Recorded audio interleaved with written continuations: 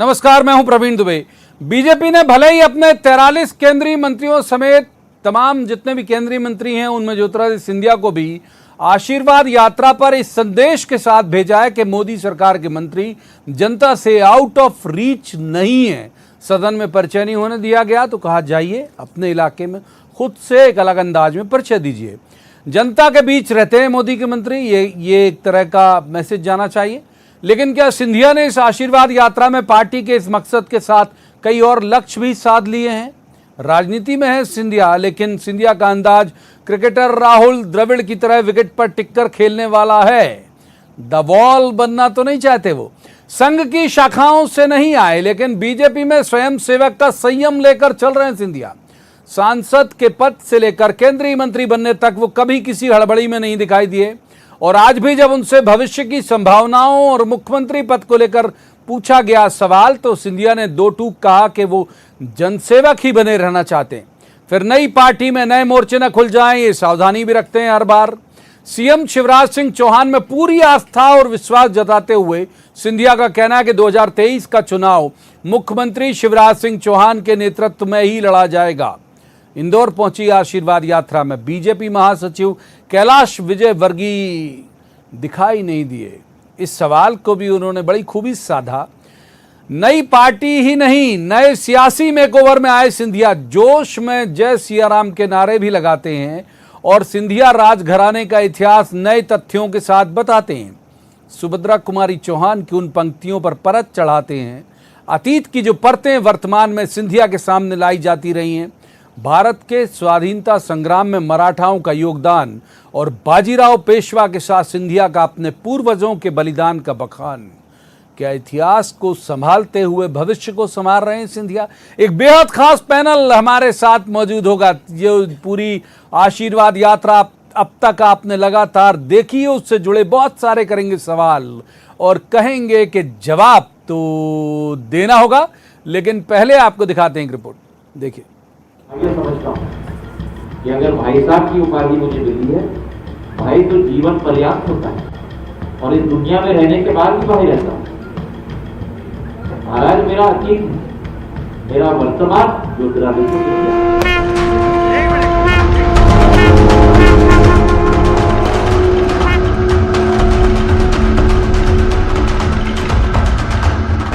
कार्यकर्ता को ही पूंजी मानने वाली पार्टी में सामंती संबोधन भविष्य का संकट न बन जाए तो सिंधिया ने महाराज से भी किनारा कर लिया। जिस अतीत के सवाल कांग्रेस के दौर से उन पर उछाले जाते रहे, आशीर्वाद यात्रा में उस अतीत पर भी नई रंग रोगन लिए आए सिंधिया। जैसे सिंधिया की आशीर्वाद यात्रा में बाजीराव पेशवे की समाधि के पड़ाव के साथ मराठाओं की वीर गाथाओं का बखान एक सोचा समझा रणनीतिक फैसला हो।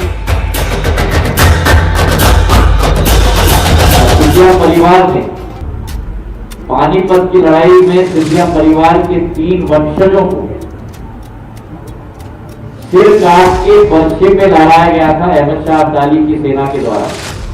जब नजीब-उद-दौला ने मारने की कोशिश की थी, गोली लगाई थी और बोला था क्यों दत्ता जी और लड़ोगे, तो दत्ता जी महाराज ने उत्तर दिया था ये के तो लड़ेंगे। ये सिंधिया परिवार का इतिहास। सिंधिया पार्टी में बहुत संभल कर खेल रहे हैं अपनी पारी। एक एक गेंद का तसल्ली से जवाब, भविष्य के हर सवाल से बखूबी किनारा और कोई नई सियासी बाधा न खड़ी हो, लिहाजा वर्तमान पर भी पूरा भरोसा जताते हैं। सिंधिया दावे से कहते हैं 2023 का चुनाव सीएम शिवराज के नेतृत्व में ही लड़ा जाएगा। मुख्यमंत्री शिवराज सिंह चौहान रात दिन अपने सेहत की परवाह न करते हुए, आप लोग भी अच्छी तरह से वाकिफ, रात दिन मेहनत कर रहे हैं। मेरी कभी राजनीतिक अभिलाषा नहीं, ना रही, ना थी, ना आज है, ना कभी है। उधर कांग्रेस अब भी सिंधिया की चिंता नहीं छोड़ पाई है। आशीर्वाद यात्रा में कैलाश विजयवर्गीय की गैर मौजूदगी को मुद्दा बना रही कांग्रेस का कहना है कि सिंधिया बीजेपी और असली बीजेपी का मर्जर नहीं हो पाया है अब तक। बेटा मंच से उठ के चला जाता है, एमएलए आकाश विजयवर्गीय, जब उनको टोका जाता है प्रेस कॉन्फ्रेंस के अंदर, गोविंद मालू को स्टेज पर नहीं घुसने दिया जा रहा है, जो कि एक सीनियर लीडर है भारतीय जनता पार्टी। ये सब जो चल रहा है, मैं समझता हूँ कि भारतीय जनता पार्टी में जो ठीक से पूरा मर्जर सिंधिया जी की बीजेपी और ओरिजिनल बीजेपी में नहीं हो पा रहा है, और ये सब स्थितियाँ देखने को मिल रही हैं। सिंधिया जानते हैं कि बीजेपी जैसी पार्टी में लंबी पारी की पहली शर्त है संयम, और पिच पर टिके रहना जरूरी है कि धीमा लेकिन निरंतर खेल जारी रहे। आशीर्वाद यात्रा की इस इनिंग में भी सिंधिया ने बल्ला उठाने से पहले क्या अपने हिसाब की पिच तैयार की है? क्या ये इतिहास को संभालते भविष्य संवारने का दांव है सिंधिया का? जवाब तो देना होगा। इंदौर में अरुण त्रिवेदी और भोपाल में शरद श्रीवास्तव के साथ bureau report, news 18 Madhya Pradesh Chhattisgarh. तो सबसे पहले उन मेहमानों का परिचय जिनके साथ हम इस चर्चा को आगे बढ़ाएंगे। हमारे साथ हैं रजनीश अग्रवाल, ये प्रदेश मंत्री हैं बीजेपी के, विद्वान प्रवक्ता भी हैं। रजनीश जी का बहुत स्वागत। दूसरे मेहमान है स्वदेश शर्मा, कांग्रेस के वरिष्ठ नेता, वो भी बड़े विद्वान प्रवक्ता है, स्वदेश जी का स्वागत। तो तीसरे मेहमान पत्रकारिता का बड़ा चर्चित चेहरा है, बहुत अच्छे राजनीतिक विश्लेषक हैं, सतीश शेलिया, सतीश जी का भी बहुत बहुत स्वागत है। शुरुआत करेंगे रजनीश अग्रवाल जी से। रजनीश जी, क्या इस यात्रा का, आशीर्वाद यात्रा का उद्देश्य था सिंधिया जी की, खासतौर पर दूसरी तो अभी चल रही है, तो वो पूरा हो गया? आपको लग रहा है सफल है ये आशीर्वाद यात्रा? देखिए, निश्चित तौर पर आदरणीय ज्योतिरादित्य सिंधिया जी, डॉक्टर वीरेंद्र कुमार जी या हमारे नवागत नवनियुक्त सभी जो माननीय केंद्रीय मंत्रीगण हैं, वो जनता की भी, जनता के साथ में और अपने स्वयं परिचय के साथ हैं। जो लोकतंत्र की विडंबना कांग्रेस समेत विपक्ष ने खड़ी की थी, उपद्रव करते हुए, और पहली बार परंपरा तोड़ी थी कि जो नवनियुक्त मंत्रिमंडल के सदस्य, उनका परिचय भी माननीय प्रधानमंत्री जी को नहीं कराने दिया था सदन के दोनों सदस्यों में। ये सबसे बड़ी विडंबना थी जो विपक्ष ने दिखाई थी। लेकिन जनता के साथ, जनता की भी, जनता के लिए काम करते हुए, जनता के साथ में रहते हुए, उनसे तादात्म्य स्थापित करते हुए आदरणीय सिंधिया जी भी 3 दिन के बीच में दिखे हैं। हर पड़ाव पर जहां जो कार्यक्रम तय किया था भारतीय जनता पार्टी ने, वो उस कार्यक्रम के निमित्त वो तमाम छोटे बड़े स्थानों पर गए हैं, कार्यकर्ताओं से, जनता के लोगों से मिले हैं, बातचीत हुई है, हर श्रेणी के लोगों से, हर जनप्रतिनिधि। एक सप्लीमेंट्री जल्दी से फिर दूसरे मेहमान की तरफ जाऊंगा। मेरे सर्वोत्तम संज्ञान के मुताबिक कभी नहीं गई 15 साल में आपकी सरकार समारोह पूर्वक बाजीराव पेशवा की समाधि में। इस वक्त जाने का कोई खास मंतव्य? देखिए, बाजीराव पेशवा की जन्म जयंती पर निश्चित तौर पर छोटे बड़े कार्यक्रम पहले होते रहे, लेकिन इतनी बड़ी तादाद में कार्यक्रम करना, एक तो आजादी का अमृत महोत्सव का सबसे बड़ा प्रसंग हमारे सामने, जिन्होंने इस सांस्कृतिक विरासत को सजोया है, जो अप्रतिम योद्धा है, उनको नमन करने का ये दिन है, साल है। उसलिए सभी ऐसे स्थानों पर तलाश करके, ऐसे स्थानों पर जिन्होंने भारत और भारतीयता के लिए सर्वस्व अर्पण किया है, वहां हम जा रहे हैं। ठीक है। स्वदेश शर्मा जी, क्या आपकी पूरी फाइंडिंग क्या है? कैसी रही सिंधिया जी की यात्रा? क्या फायदा, क्या नुकसान हुआ होगा आप लोगों को बतौर विपक्ष? प्रवीण जी, सच बताएं तो ये जन यात्रा जो निकाली जा रही है, निश्चित रूप से ये सरकार का पैसा, जनता का पैसा और अपनी ब्रांडिंग पे खर्च किया जाना, ये बड़ा दुर्भाग्यपूर्ण है। अच्छा होता श्रीमंत सिंधिया अगर ग्वालियर से शुरू करते। अपनी ग्वालियर में जब ऑक्सीजन के अभाव में देखा हमने कि सैकड़ों लोगों ने अपनी जानें खोई थी, और यहाँ 9 ऑक्सीजन प्लांट की घोषणा हुई थी और 9 के 9 बंद पड़े हैं, एक की भी टेस्टिंग नहीं हो पाई है। अगर जन आशीर्वाद लेने गए हैं तो क्या ये उन युवा बेरोजगारों का लेने गए हैं जो राजधानी में प्रदर्शन कर रहे हैं, उन पर लाठी चार्ज भी हो रही, FIR दर्ज भी हो रही? क्या उन बहनों से भी आशीर्वाद लेने गए हैं जो बहनें चाइनीज शिक्षक होने के नाते अपना नियुक्ति पत्र लेने के लिए राजधानी में है, और रक्षाबंधन के पावन त्योहार पर बहनें बेचारी बैठी हुई है, उनके साथ अभद्रता का व्यवहार हो रहा है, उन पर केस रजिस्टर्ड हो रहे हैं? क्या आशीर्वाद उनसे लेने गए हैं जिनके घर के परिवारजन कोरोना काल में चले गए हैं और उनके मुआवजे के लिए परिवार के लोग दर दर की ठोकरें खा रहे हैं? क्या उनसे आशीर्वाद लेने गए हैं जो बाढ़ पीड़ित होने के साथ साथ बेघर हो गए, पन्नी के तंबू में जीवन यापन करने पर मजबूर हैं, खाने के लाले पड़े? क्या उनसे आशीर्वाद लेने गए श्रीमंत सिंधिया? और बताओ, एक बात आई सामने, देखिए महिमा मुंडन वाली बात नहीं है। श्रीमंत सिंधिया आज हम देख रहे हैं एक बहुत बड़ा विज्ञापन बड़े अखबार में निकलता है जिसमें श्रीमंत कैलाशवासी महाराज माधवराव सिंधिया का चित्र भी की थी। बिल्कुल, आपकी बात बिल्कुल सही है। हमने उन बहनों की नियुक्ति पत्र देने की प्रक्रिया शुरू कर दी थी, हम आगे उसमें बढ़ रहे थे। तब तक इन्होंने सरकार को कुचक रचने के बाद सरकार को गिराने का काम किया और वो अधूरी रह गई। उस अधूरे काम को इन्हें पूरा करना चाहिए।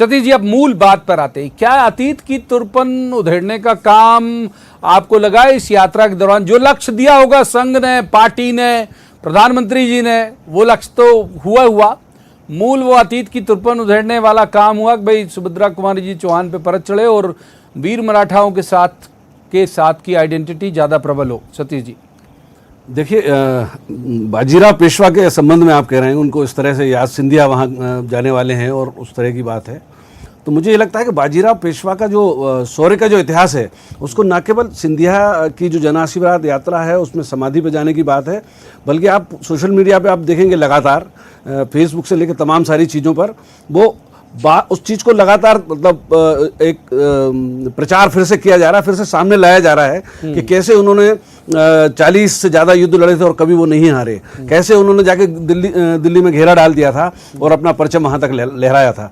इसमें एक तरह का जिसको कहते हैं हम भारतीयता, ये जो अभी तालिबान का जो खासकर मामला सामने आया है उसके बरक्स भी इसको एक तरह से पेश किया जा रहा है। हम देख रहे हैं पूरे देश में कुछ लोग तालिबान का समर्थन कर रहे हैं, ऐसे में पेशवा की बात करना, मराठा उसकी बात करना, ये एक मुझे लगता है कि जनमानस में जो एक राष्ट्र प्रेम की जो बात है जिस बहुत बड़ी एक ताकत 2019 में भारतीय जनता पार्टी को चुनाव में मिली थी, उसको बरकरार रखने का भी एक प्रयास ये हो सकता है, क्योंकि इस समय फिर वैसे एक माहौल बन रहा है राष्ट्रवाद, हिंदूवाद बनाम तालिबान या कट्टर या आतंकवाद जो है। अच्छा, इतनी जल्दी आपको उम्मीद थी सिंधिया जी, माने संघ दीक्षित नहीं होने के बावजूद स्वयं सेवक का संयम लेके और इस तरह से आत्मसात हो जाएंगे पार्टी में?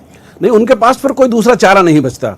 जैसा उनका स्वभाव है, माधवराव जी का भी मैंने स्वभाव देखा था, ज्योतिरादित्य सिंधिया जी का भी देखा कांग्रेस के अंदर रहते हुए, वो एक किस्म का श्रीमंत वाला जो भाव था वो उसको त्यागना चाह रहे हैं। ये संघ का ही असर है हाँ बिल्कुल, और उसको उनको एक जन स्वीकार्य नेता बनना पड़ेगा। जैसे शिवराज सिंह चौहान का जो ईएसपी है वो एक जन सामान्य व्यक्ति का है, कोई साधारण व्यक्ति का है, लेकिन सिंधिया चूंकि उस परिवार से आते हैं जिसमें श्रीमंत का पद लेने के लिए मंत्री के साथ श्रीमंत लिखने के लिए नोटिफिकेशन जारी करना पड़ता है। शिवराज सिंह चौहान की ही सरकार में यशोधरा राजे को श्रीमंत लिखने के लिए नोटिफिकेशन अलग से जारी करना पड़ता था, लेकिन जब आज सिंधिया ये कह रहे हैं कि श्रीमंत शब्द ही को मतलब परहेज कर रहे हैं, हाँ, तो उनका भाजपा में एक सार, हाँ, ये उनके भविष्य की राजनीति के लिए बेहतर है, भविष्य की राजनीति के लिए बेहतर। रजनी जी, एक सवाल और फिर आप मुझे बताएं, इसके जवाब में आप कहोगे कि हम लोग कुछ ना कुछ एंगल तलाश लेते हैं।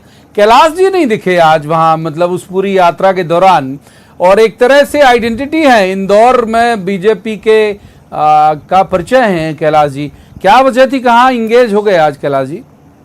देखिए प्रवीण जी, मैं बताऊं कि जो नवागत नवनियुक्त केंद्रीय मंत्री हैं, इन सभी के जनाशीर्वाद यात्रा के दौरान पार्टी के वरिष्ठ पदाधिकारी, प्रदेश अध्यक्ष अथवा मुख्यमंत्री या जहां सरकारें नहीं वहां नेता प्रतिपक्ष मौजूद किसी न किसी कार्यक्रम में रहे हैं। आदरणीय मुख्यमंत्री जी रहे थे।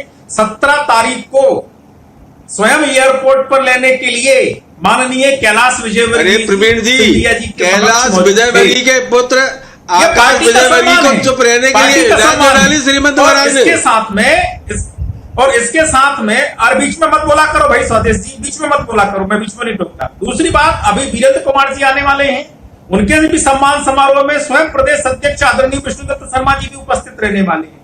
तो पार्टी स्थान भी, सम्मान भी, और जो एससी, एसटी, ओबीसी वर्ग के बड़ी संख्या में पहली बार देश में प्रतिनिधित्व देने का काम हुआ है, महिलाओं को बड़ी संख्या में प्रतिनिधित्व देने का काम हुआ केंद्रीय मंत्रिमंडल में, उन सबको भी स्थान और सम्मान देने का काम भारतीय जनता पार्टी कर रही है जनता के बीच में। ये सभी लोग इंकार कर रहा हूं अब इनको तो इस क्या पर तो बात ही नहीं कर रहे हैं, कौन पहली बार किनको प्रतिनिधित्व मिला, इस पर बात नहीं। मैं तो ये कह रहा हूं कि भाई अगर मैंने बहुत व्यस्त रहे होंगे तो मैं जानना चाह रहा था कहां व्यस्त थे कैलाश जी, कि दर्शकों का भी थोड़ा सा सामान्य ज्ञान बढ़ जाता कि आज कहां व्यस्त थे, ये जानना चाह रहा था।